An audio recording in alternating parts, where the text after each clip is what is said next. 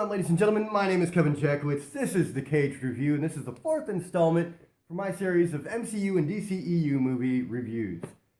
And if I sound a little funny at times, I'm getting a head cold, so my voice goes from normal to Barry White in the blink of an eye. So Thor, man.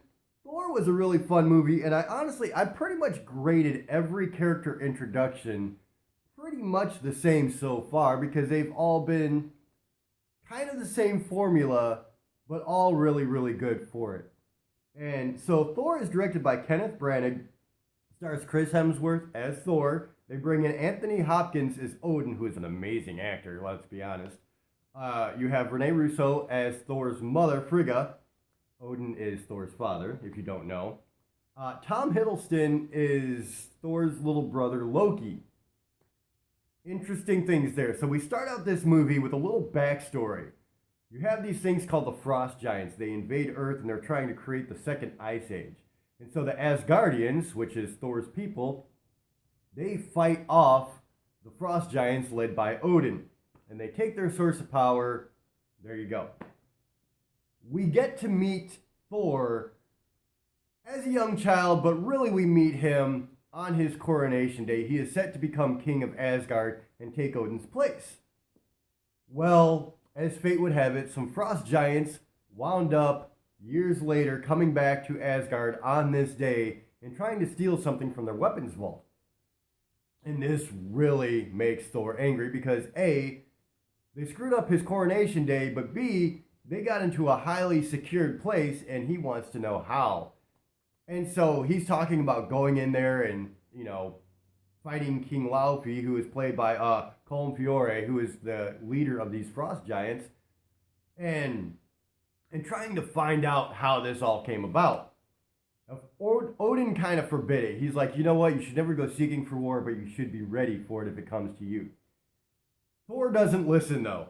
And so he takes his four best warriors, and this is Ray Stevenson playing Volstagg, Tadanobu Asano playing Hogun, Josh Dallas playing Fendrel, and Jamie Alexander playing Sif.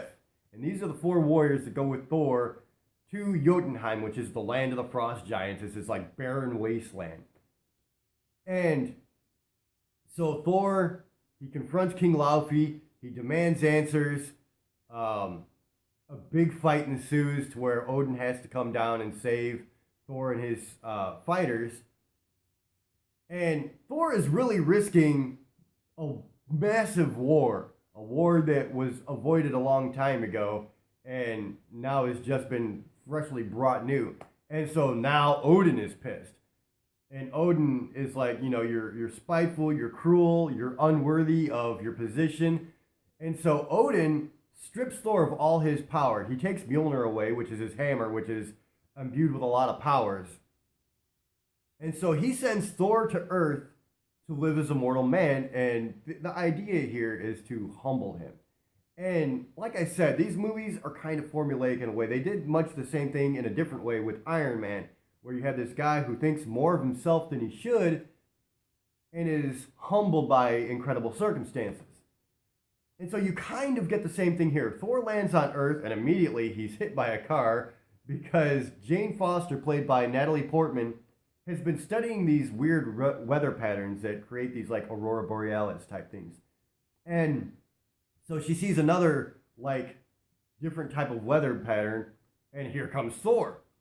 And so you have Jane Foster, you also have Stellan Skarsgård playing Dr. Eric Selvig, who is a brilliant scientist, and you have Kat Dennings playing Darcy Lewis, who is like an apprentice for Natalie Portman's character.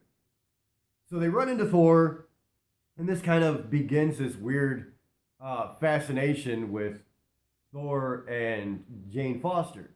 But all three of Jane, Darcy, and Eric Selvig are all trying to figure out if this guy is he crazy or is there something to what he's saying?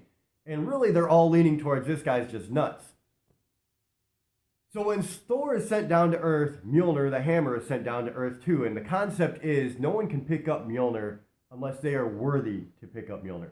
And so these redneck guys find it in New Mexico in a wasteland.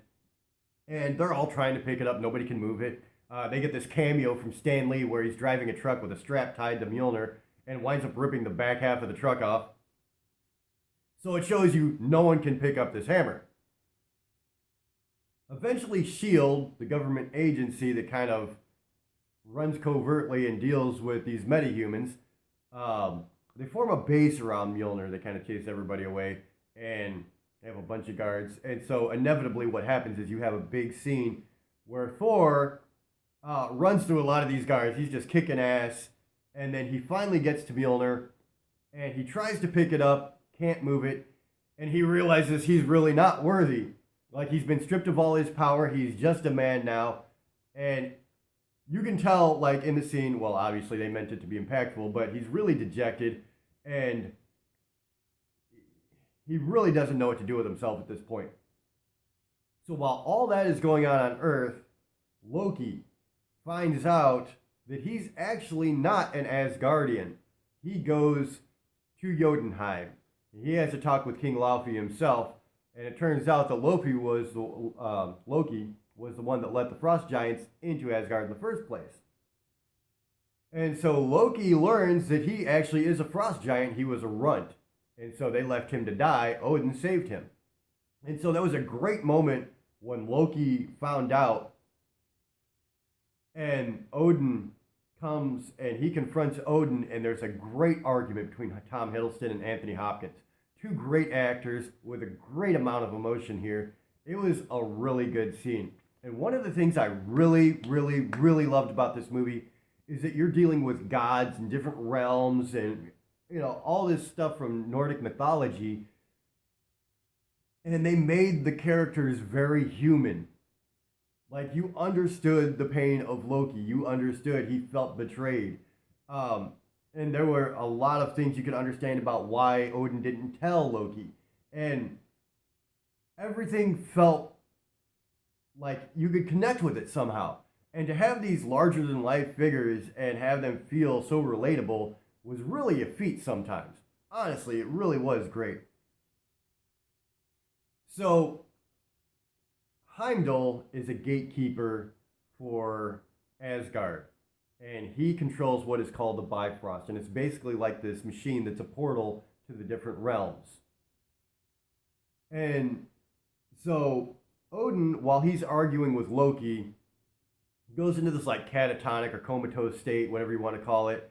And Loki comes king of Asgard by default. And so he tells Heimdall not to let anybody through the Bifrost.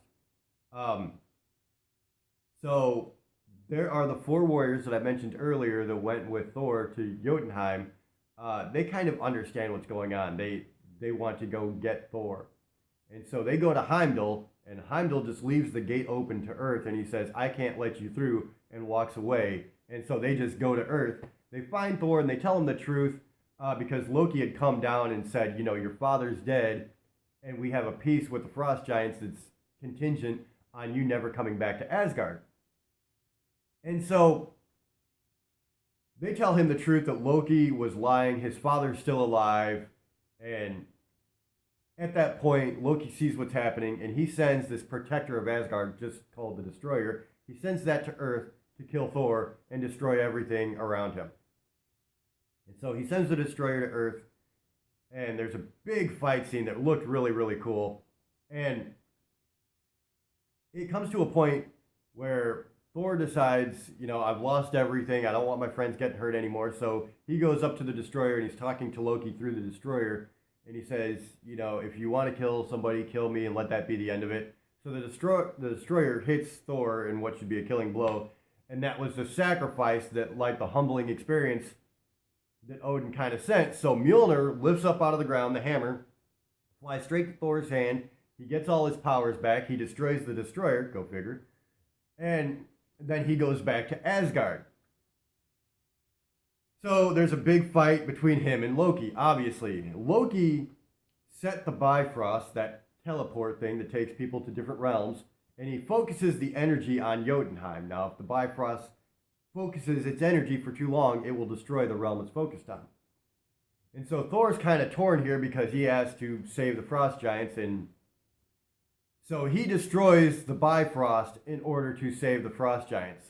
Unfortunately, that was his only way to get back to Earth, and he promised Jane Foster that he was going to come back because there was kind of a love interest there. And so as he destroys the Bifrost, he breaks the bridge that leads to it. It's kind of the source of its power. And Loki and Thor start falling off the Bifrost bridge. Odin shows up and grabs Thor, who grabs Loki holding on to his scepter. Loki looks up at Odin. He says, "I did all this for you." And Odin looks down at Loki. He's like, "No, as in, no, you didn't. You did it for you." And so Loki just lets go. And the whole, idea here is Loki just killed himself. And so Thor wins. Asgard moves on. Everything is happily ever after at that point, except they don't have the Bifrost. They have to rebuild that now. And that's kind of where it left off. I really loved a lot of things they did with this movie.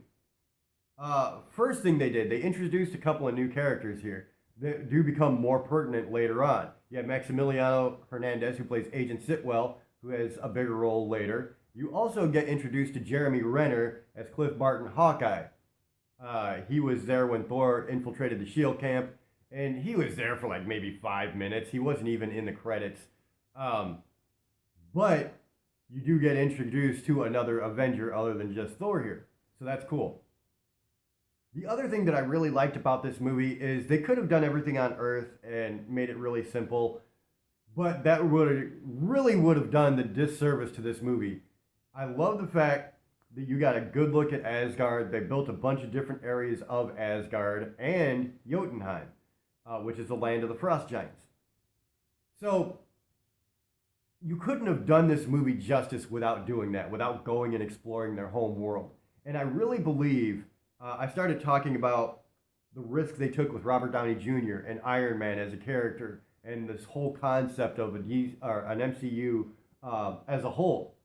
And I don't think that there's any character that is more true about them taking a chance than Thor, because you're dealing with Nordic mythology, you're dealing with all these different realms now, and you have to be able to show that. The CGI looked really good for the areas that they showed in Asgard. It looked really, really amazing. Absolutely top notch. And I love the fact that they didn't pull back from that they actually, decided, okay, we have to do this. We have to show Asgard. We have to show Jotunheim. So very, very cool. But again, at the end of the day, you watch a movie to get invested in the characters. If you don't care about the characters, you don't care about what happens. And that was something they really exceeded at here. Tom Hiddleston really steals the show as Loki. And even later on in the Marvel Cinematic Universe, Loki becomes a centerpiece. And he is absolutely phenomenal. Like, just an amazing actor. Tom Hiddleston killed this role. I cannot say enough good things about it. So, this movie, I have to give it an 8 out of 10 again. I really feel like they knocked this out of the park. It was phenomenal. I really enjoyed myself throughout this whole thing. So, ladies and gentlemen, that's my review of Thor. Let me know what you guys think in the comments below. If you enjoyed this, hit the like button, subscribe, and share. My name is Kevin Jackowitz, Kaged Nation, out.